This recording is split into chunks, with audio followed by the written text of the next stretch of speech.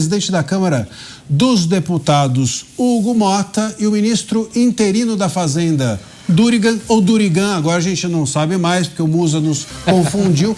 Eles anunciaram hoje um acordo para viabilizar a renegociação de dívidas de produtores rurais. As medidas serão formalizadas por meio de uma medida provisória que, segundo Durigan, sabe-se lá, será publicada ainda nesta quarta. De acordo com o ministro, mais de 100 bilhões em dívidas poderão ser renegociados. O impacto fiscal da medida será divulgado pelo Ministério da Fazenda após a publicação da MP.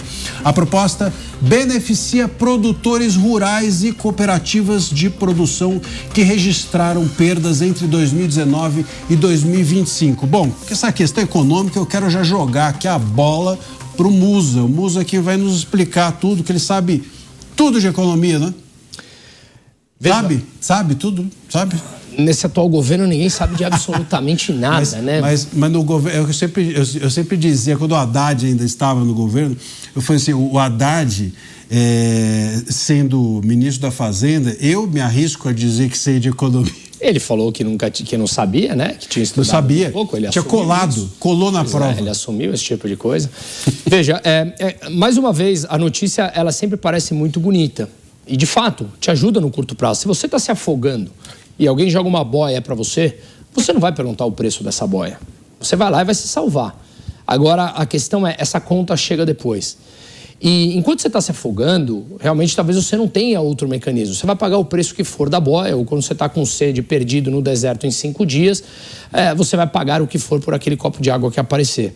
Agora, aqui você teria outras maneiras. A taxa de juros que vai ser embutida nesses empréstimos, que eu estava lendo, será algo como entre 5% e 11%. Quando alguém te empresta 5%, Marcília, significa que alguém está levando um prejuízo muito grande. Porque ao captar dinheiro hoje, esse dinheiro que eu te empresto vem de alguém. Não é poupança minha, porque o Brasil gasta mais do que arrecada.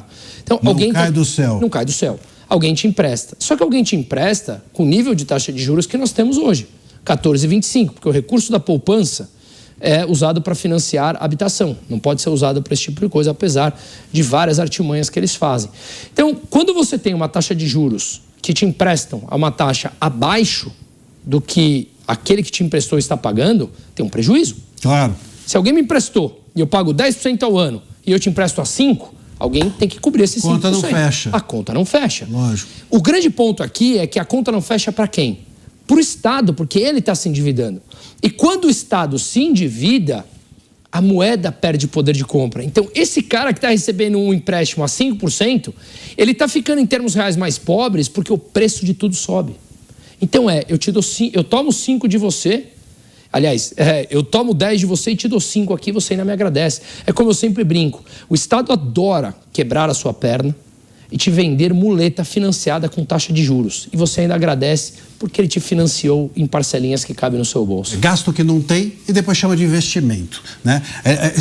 Quem nos ouve, quem está em casa, pensa assim, pensa você aí que ganha o seu salário e você pega o seu salário e gasta 3 vezes mais. Veja no que vai dar depois de 10 meses. E experimenta dizer aí para tua mulher, para teu esposo, depois que você tiver falido, conta para ela assim, não foi investimento, não foi gasto. Vê se cola, vê se ela não sai na porrada dentro de casa. É difícil, né, Mota? A conta, sempre a gente sabe quem paga essa conta. Quem paga essa conta somos nós. Nós é que pagamos a conta do Estado. Não existe Estado. O Estado somos nós. É do nosso bolso que sai. E nunca se esqueçam do que eu falei no meu comentário anterior. A gente nunca sabe se é incompetência ou ignorância, né? Ou hipocrisia. A gente nunca pode ter certeza. A grande covardia que o Estado faz com todos nós se chama inflação. Isso é um mecanismo que está escondido. É muito difícil a gente perceber e entender. Mas o básico é que o Estado, o governo, gasta dinheiro que ele não tem. Depois ele pede dinheiro emprestado. E na hora de pagar essa dívida, ele roda a maquininha de imprimir dinheiro. Essa é a única causa da inflação. Não deixem que mintam para vocês. Se vocês pegarem aí uma tabela de preços de produtos, de qualquer produto e qualquer serviço de 1994, vocês vão ver que não existe nada no Brasil que não tenha subido centenas de vezes de 1994 até hoje, e só há uma causa para isso: são os gastos do governo. Olha, eu quero recuperar um dado dessa notícia para quem está em casa nos entender onde que a coisa vai. Então, olha o que diz a notícia. Isso vai beneficiar produtores rurais e cooperativas com perdas entre 2019 e 2025, certo? Em 2 ou mais safras e que tiveram redução de 30% da renda bruta.